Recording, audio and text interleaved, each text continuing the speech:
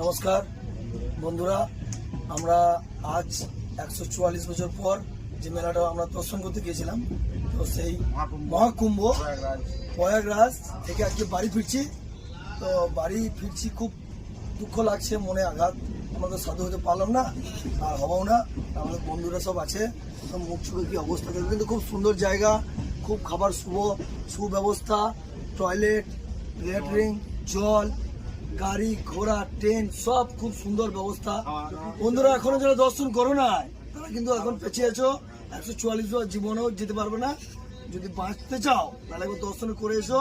আর আমরা যেটা বলছি, এই বন্ধুরা খুব জীবনকে ধন্য মনে করছি।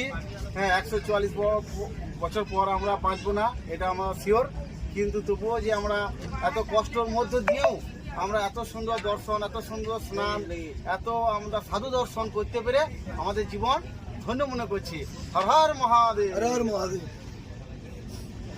আর বন্ধুরা, তোমরা যারা এখনো বারবার করে বলছি, যারা এখনো দর্শন করোনি, এখন সামনে শিব চতুর্দশী, 26শে ফেব্রুয়ারি শিবরাত্রি, তোমরা চেষ্টা করো।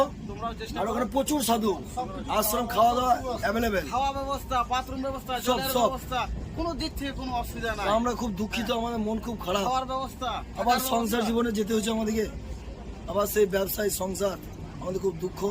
কিন্তু বন্ধুরা, তোমাদেরকে শেয়ার করছি, আর যত পারবে এটা ফলো করো আর শেয়ার করো, লাইক কমেন্ট দিও ইচ্ছা করলে, আর শেয়ারটা লাইকটা দিও।